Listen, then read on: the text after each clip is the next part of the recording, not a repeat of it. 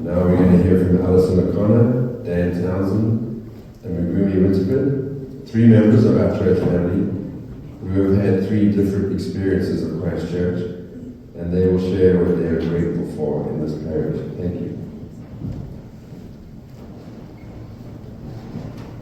Apparently, since I'm the oldest, I get to go first.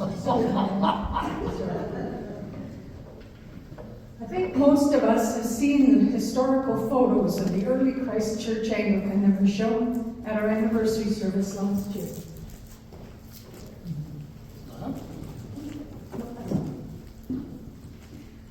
While I'm not quite old enough to remember the early church with the picket fence, I do remember the next one. My earliest memories of the old church were as a small child, sitting in the choir pews, along with my whole family, my brothers, my cousins, and I in the choir, my dad and his brother with their deep bass voices sitting behind us in the back row of the choir, my mother sometimes at the organ. One of my very favorite Christmas memories was walking with the choir outside from the vestry, the little small room at the side where we gowned out, around the sidewalk through a perfect silent Christmas Eve with the large snowflakes drifting down, then progressing into the church and up the aisle. As young children, we struggled to stay awake through the late midnight communion services on those Christmas Eves. My parents were married in that church in 1946, as were Mike and I in 1977. The last service in the old church was our daughter's baptism in 1981. Picture in the lower left, those 2 skinny young people with the baby are Mike and I. As the new church was designed and built, many of the physical items were brought over and incorporated into the new building.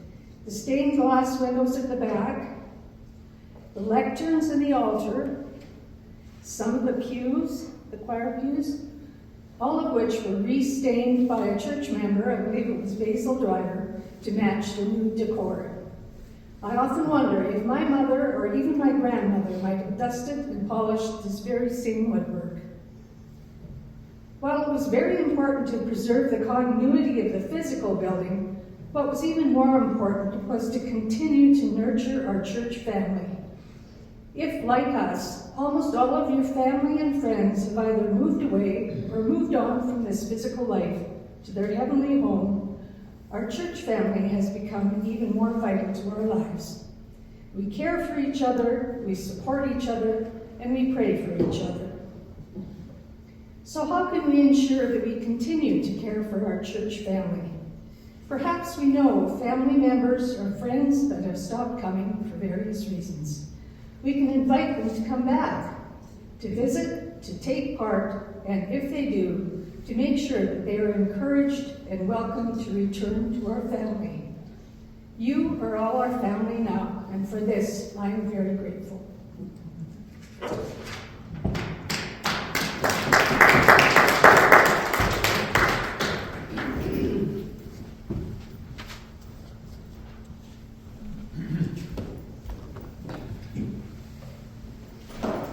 Morning, everyone. Good morning. Low Sunday, huh?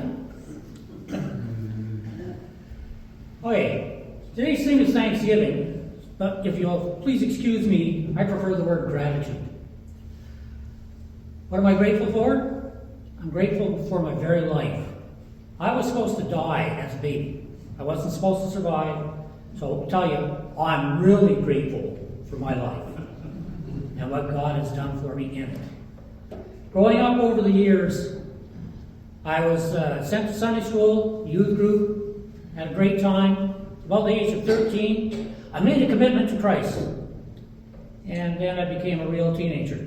I walked away from it all. Oops.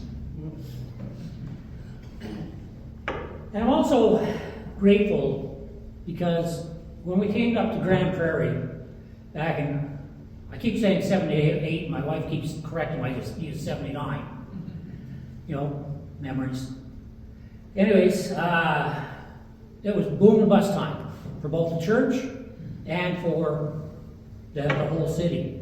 We hit a bust I got really depressed because I couldn't find a job. I lost mine, couldn't find one. And the funny thing is, God works in mysterious ways.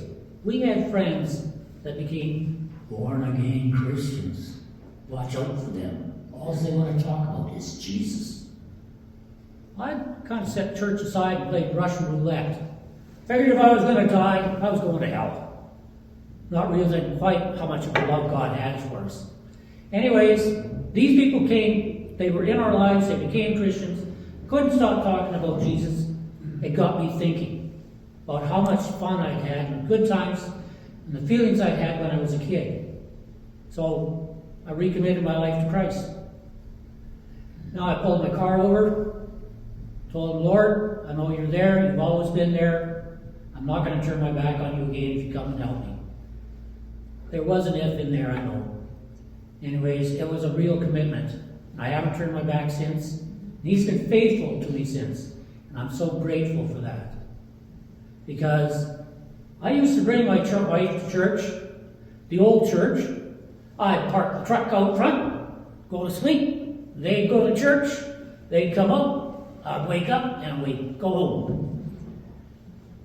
Then when I made my recommitment, I knew I couldn't do that. So I started coming into the service. And this church here, it was a fine service, no problem. And then Vicky said, I want to go downstairs for coffee. What?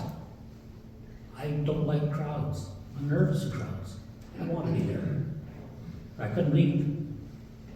And then somebody had the audacity, because I was standing up against the wall drinking a coffee, being invisible. And somebody came up to me and said, Hi, my name's Stu Greer. What's your name?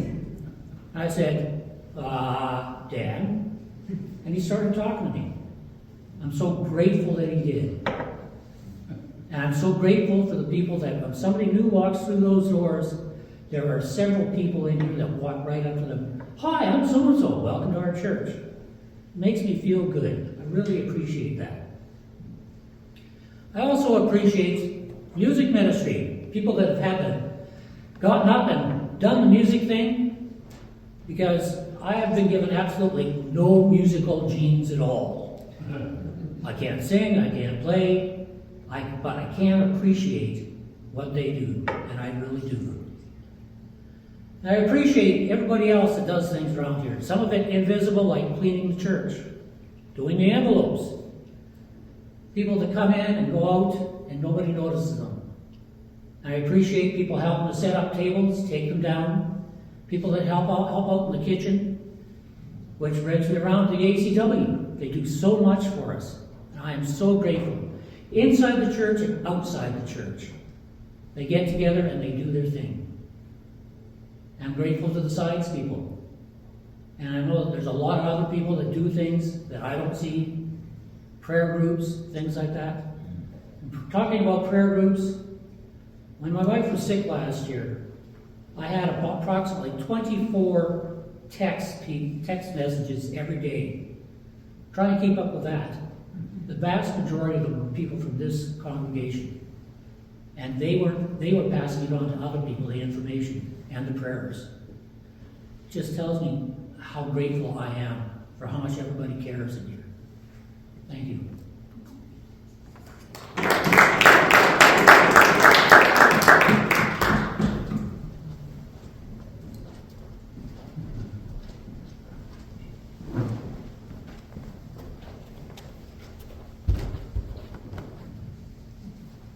It's not in Japanese, is it? No.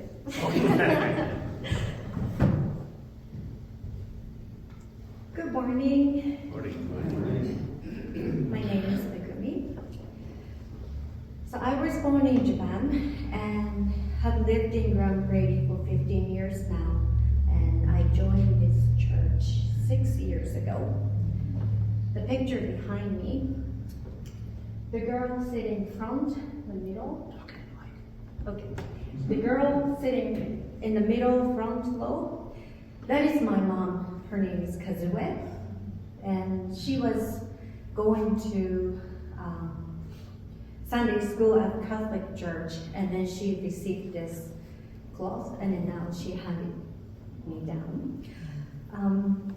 Next photo, please. The next photo. That is Tom's parents. And then Tom's dad, Hank, he was Anglican. And Tom was baptized as Anglican in Vancouver. That is my Christian side of history. My sister and I were not raised as Christian. It's because my dad was raised as Buddhist. My faith is coming from both strains of the religions. When I was graduating high school, I decided to go to private college that is based on Catholic faith. There I met my principal, Sister Chio. She was kind and always had a big smile on her face.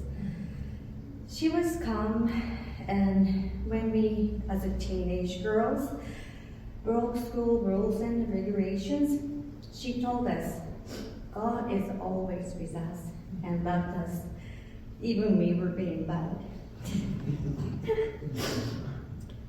I like coming to this church on Sundays. This is my quiet time. I'm sorry. Coming to this church once a week, thinking about week and how blessed I am. For example, last week, when I was listening to Marianne's sermon on stewardship. Oh, thank you. I'm sorry. I was so like that.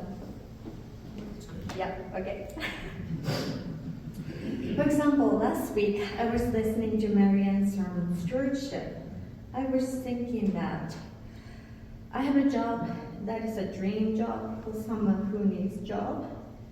I have a house that I can call home, and I have family and friends that who loves and care about me. Yes, that might be a reflection of what I do and who I am. All those came from God. He has guided me to this point so far. I'm here and have received opportunity to share my story and as well as the readings in Japanese. That is taking responsibility of stewardship of God work and for the future of this church. In closing, I'd like to say thank you. Thank you all to letting us be part of this church family. God bless.